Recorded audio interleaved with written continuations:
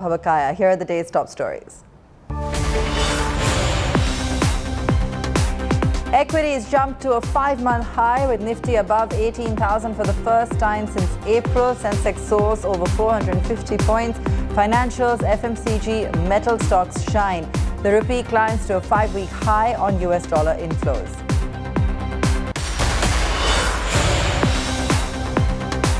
Vedanta picks Gujarat over Maharashtra to set up its mega $20 billion semiconductor plant. Prime Minister Modi expresses optimism, says investment will create a significant impact to boost the economy and jobs in the state.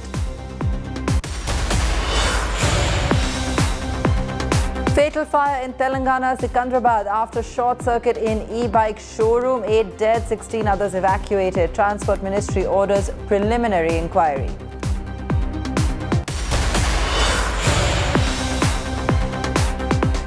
Infosys warns employees against moonlighting in an email sent to employees. Company says dual employment is not permitted and it could lead to termination.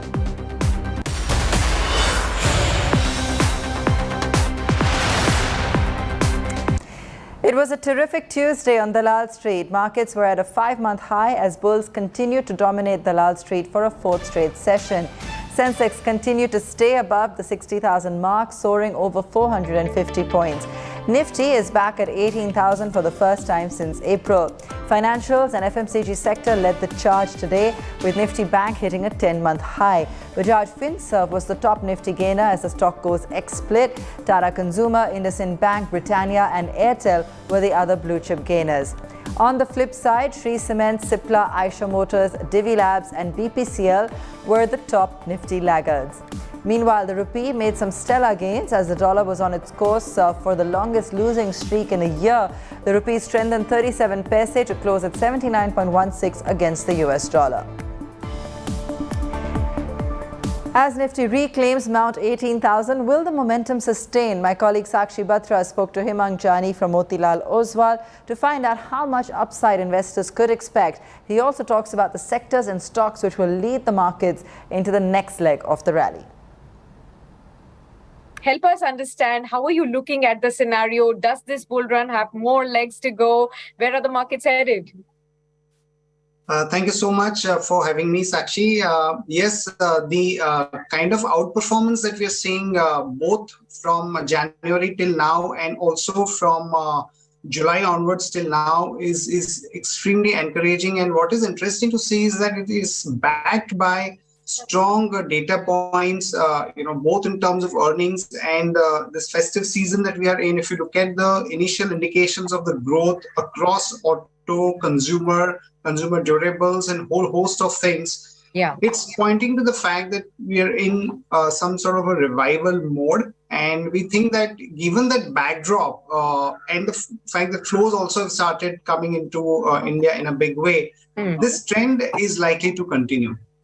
Okay, so what levels do you really see for the Nifty by, say, Diwali or the end of the year?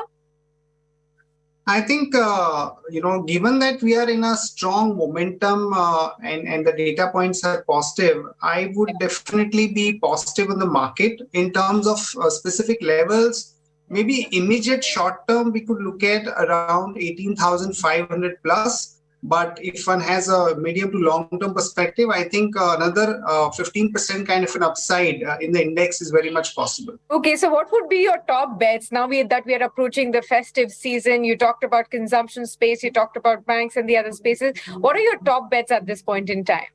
So our top bets would be banks. So names like SBI and ICICI Bank are there. Apart from that, IT, which is showing some sort of a pullback. So Infosys and TCS are top bets over there. In consumption, we like something like HUL, Jubilant Food and Titan. And, auto, we like Maruti and Motherson Sumi, which is an auto ancillary play. Defense, we like BL. Hotels, we like Indian Hotels. So I think, these are the names where we have a very high conviction in terms of growth, visibility, and the valuations both. The chips are down for Maharashtra, with Vedanta choosing Prime Minister Narendra Modi's home state, Gujarat, to set up its mega $20 billion semiconductor manufacturing plant. An MOU was signed between the company and the Gujarat government this morning. Vedanta's decision is a big blow for Maharashtra, which was aggressively wooing the game-changing investment for several months, with the former Deputy Chief Minister of the Shiv Sena-led state government taking to Twitter to express his dismay over the choice of location of the plant. A big feather in the cap of India's Atmanirbhar mission, and a bigger one still for Gujarat, which has pipped Maharashtra, Karnataka and Telangana to be the state attracting India's first big semiconductor mega investment. A joint venture of Vedanta and Foxconn said it will invest nearly 1,54,000 crore rupees to set up two projects near Ahmedabad, a display fabrication unit and an integrated semiconductor fab unit, and an outsourced semiconductor assembly and test facility. Gujarat state electronics mission इस project की सफलता के लिए आपको हर संभव सहायता प्रदान करेगा। मैं आपको आश्वस्त कर देना चाहता हूं कि इस प्रोजेक्ट को सफल बनाने के लिए आपको गुजरात सरकार के हर विभाग का पूरा सहयोग मिलेगा। The issue, meanwhile, took on a political hue, with Maharashtra's former Mahavikas Aghadi government accusing the new dispensation of giving away the prestigious project to Gujarat. Interestingly, Sterlite, a Vedanta company, already has an optic fiber manufacturing facility in Maharashtra's Aurangabad. We worked with those teams very closely, be it with Mr. Agarwal, be it with the entire team, the consultants. We've shown them the locations. We had shown them across Maharashtra. We said whenever an investment is coming into a state, we don't give them an option that you go here or there. They choose and we provide the facilities and we provide the talent pool coming from our state. The problem here lies that after everything was done, even the current dispensation tweeted that we are bringing this industry here. How well have they managed to push this industry away is a matter of great concern and something for fact-finding. So why did Vedanta choose Gujarat? Were the incentives better? Business Today TV compared the SOPs given by the two states. While Gujarat's newly minted semiconductor policy, which came into force in July this year, seems to have attracted the Vedanta-Foxconn duo, Maharashtra's electronics policy 2016 also promises similar incentives to greenfield units. Maharashtra had renewed its policy last year for 2 more years. Both promise a slew of financial, infrastructure and other incentives. Vedanta's decision drew a quick reaction from Prime Minister Narendra Modi, who tweeted that the investment will create more jobs and help MSMEs.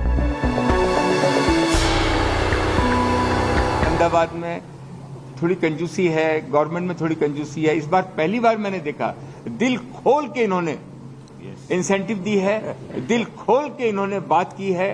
ये जमीन चाहे हमको चाहिए, चाहे हमको incentive चाहिए, वो लोग बोलते आपको, और या इलेक्ट्रिसिटी चाहिए, पानी चाहिए। पानी, देखिए 4 चीजें हमें चाहिए। एक तो पानी चाहिए, एक हमको इलेक्ट्रिसिटी चाहिए, एक हमारी जो सब्सिडी है वो हमको चाहिए। इन्होंने आगे से बढ़ के दी है, कहीं उसमें कोई नेगोशिएशन नहीं किया।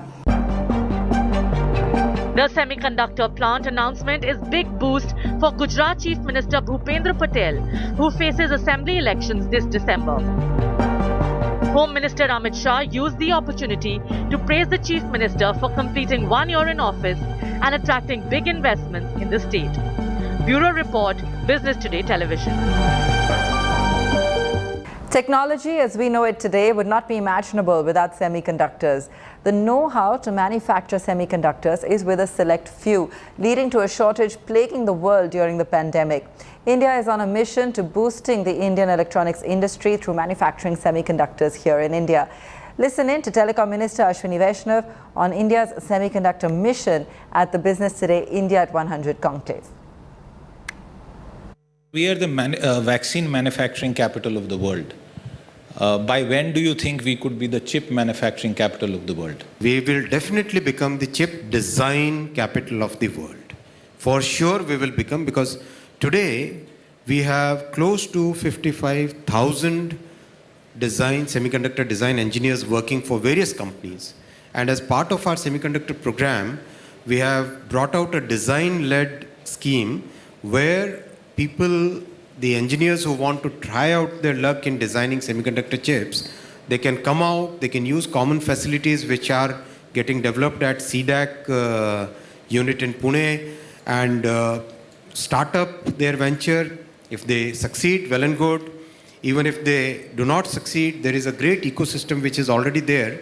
So I can say with good sense of confidence, with high degree of confidence, that within next 5 to 6 years, we will become a great semiconductor design capital of the world. We will definitely use that capability to feed into our semiconductor manufacturing also. Fire broke out at an e-bike showroom in Secunderabad yesterday night. The accident took the lives of 8 people.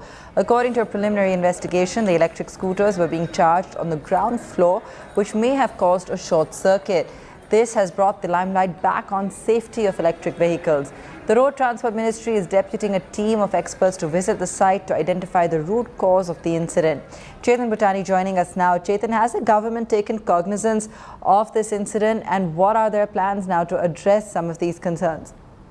Well, Abha, you correctly pointed out the Ministry of Road Transport and Highways has ordered a preliminary inquiry in the incident at Secunderabad that has sadly claimed 8 lives so far. Well, the ministry is deputing a team of experts to visit the site to identify the root cause analysis of the fire incident. Well, sources also pointing out that the appropriate action will be taken against the company for alleged mislapses and what all led to the cause of fire. Well, under motor vehicle legislation, the government has powers to penalize, stop fresh sales of the vehicles, and of course issue a mandatory recall on companies' behalf. Well, this time, a Greater Noida-based company, Jamopai Electric, is said to be involved in the fire incident. However, this company is a joint venture with Delhi-based Boreen e-mobility and China-based electric vehicle manufacturer Opai Electric. So clearly, in times to come, the question really rises on the safety of electric batteries and the cells manufactured by the Chinese companies. In fact, earlier this month, the Ministry of Road Transport and Highways had in fact notified additional safety norms for EV batteries that would eventually come into effect from October 1st. So clearly, some other measures that the government would need to take fast so that such incidents could be avoided in the near future. All right, Chetan, thanks so much for joining us with that.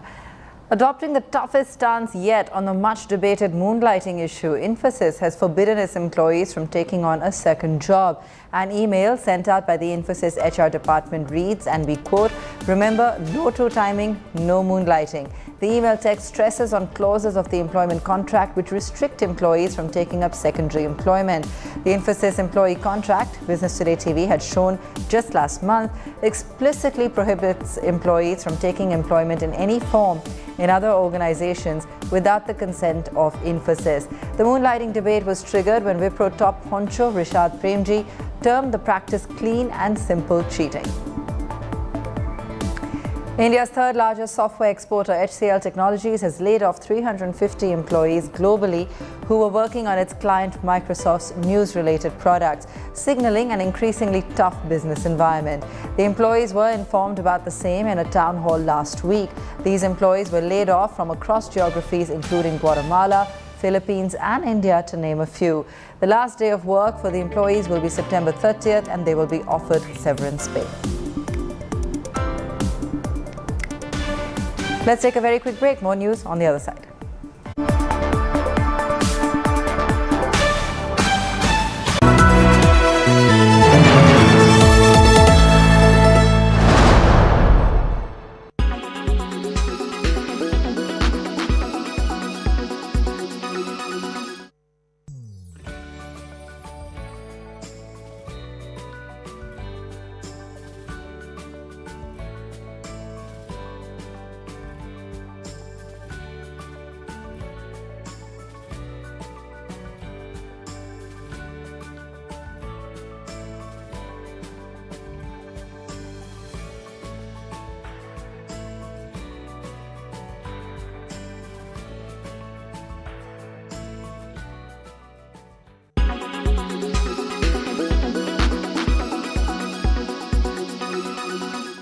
Make your media plan smarter with India Today Live TV on your connected devices.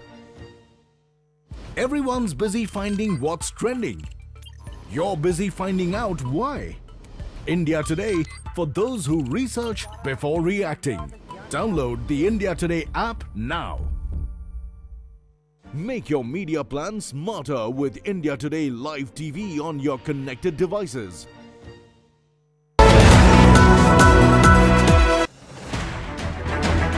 I don't read the news. I read between the lines to tell you the true version of events, the true story of our times. To document grief, the toughest assignment for any journalist to be. From those who matter. Women politicians going to stick up for each other. Of those who should matter. I document the truth. I don't distort the truth. I don't glamorize the truth. I don't gloss over the truth. The ghosts of India's contentious medieval history have come knocking again. I hustle for the truth. On the ground, in the newsroom, in the studio. I don't try to grab eyeballs. I inform you to make you see the point. To the point with Preeti Chaudhary. At these times, only on India Today. Co-powered by RK Marble, Khoobsurat Imandari. In association with JioMart, Har Ghar Ka Mart.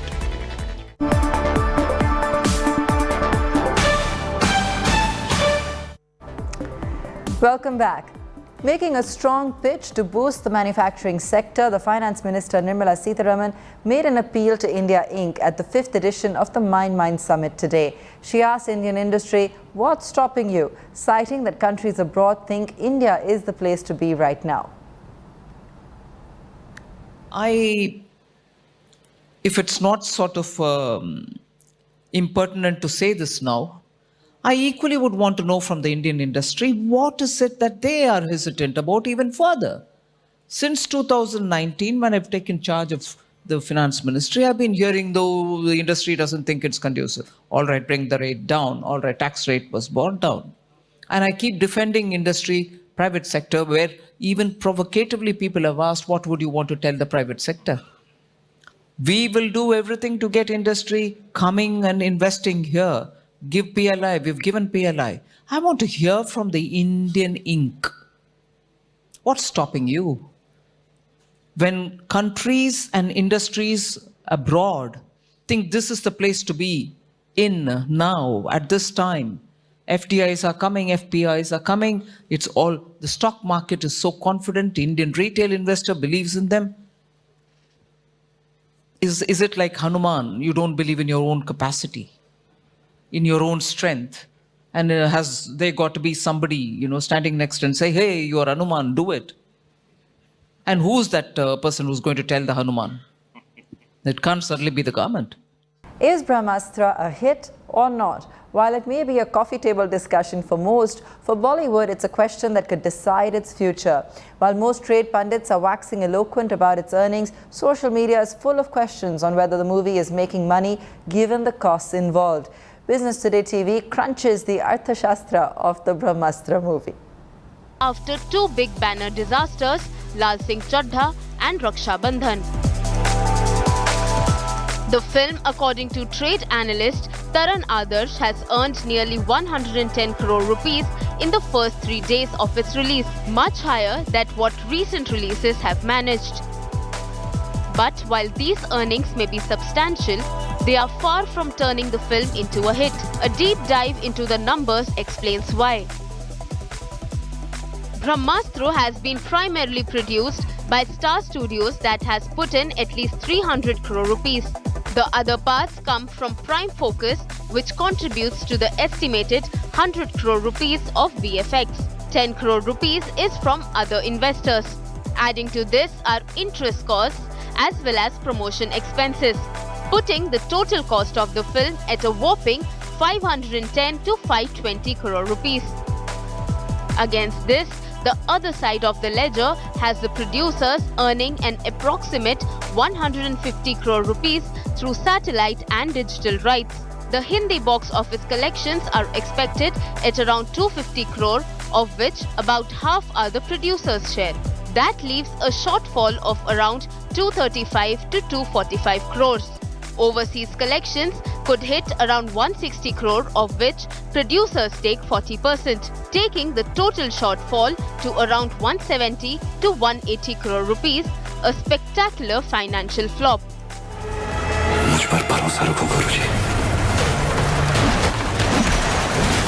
Twitterati, meanwhile, have come out all guns blazing at reports of film's seemingly fantastic box office collection, questioning the astounding numbers the filmmakers and trade analysts are claiming. From questioning the seemingly inflated box office earnings to purported images of empty seats on online booking sites to showing the easy availability of film tickets to general sarcasm and creative memes, there's been an outpouring of disbelief and cynicism on social media.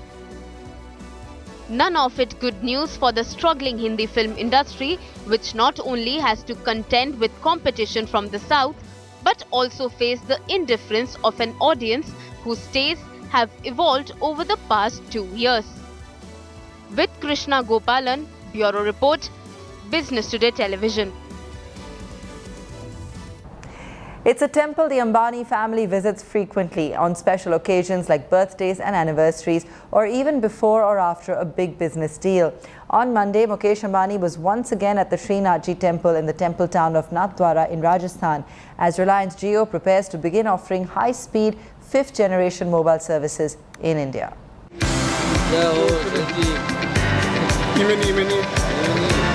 The convoy of Toyota Fortuners with the white Mercedes S-Class entered Nathdwara at around 5:15 p.m. on Monday. In the Mercedes were Mukesh Ambani, his son Anant Ambani's fiancée Radhika Merchant, and long-time RIL director Manoj Modi. After attending the evening aarti, the three were felicitated by temple priest Goswami Vishal Bawa. Mukesh Ambani was reportedly in conversation with the temple authorities for over an hour, discussing the construction of a new temple among other things. The Reliance Industries chairman also launched 4G services in the temple town. 3 groups flew to Dobak Airport near Udaipur before proceeding to Nathdwara by road. They returned the same evening.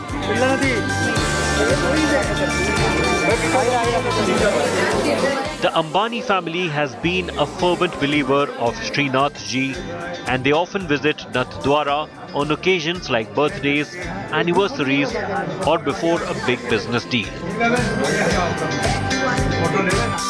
The group had recently acquired the polyester business of Shubhalakshmi Polyesters for 1,522 crore rupees, and the company is getting ready to roll out one of its biggest projects ever, its ultra-high-speed 5G telecom network, next month.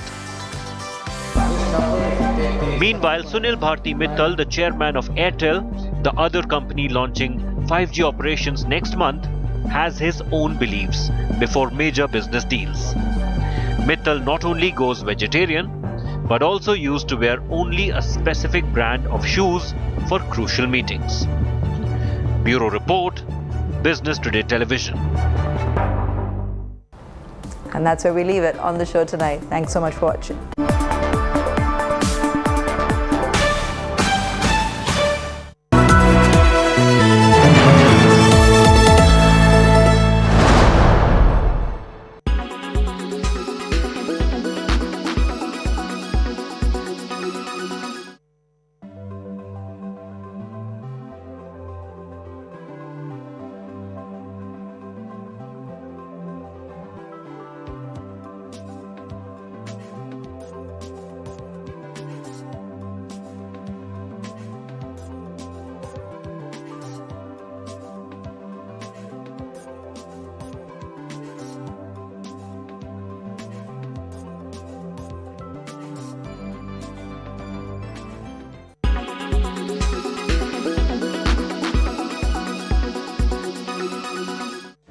Make your media plan smarter with India Today Live TV on your connected devices.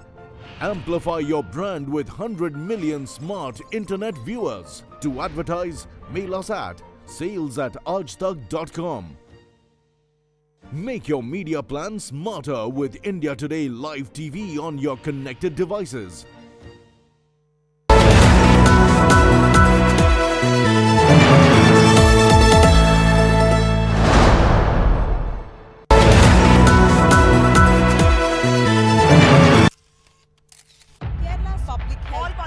Traveling from different parts. Armed with facts, Looking at political back. she takes the news by its horns. Do you think the future of these students are not hampered? Fierce, bold and direct, setting the tone for the biggest stories from every corner and every angle. Expect nothing but the unfiltered truth. News first, niceties later. Watch me, Nabila Jamal, on India Today.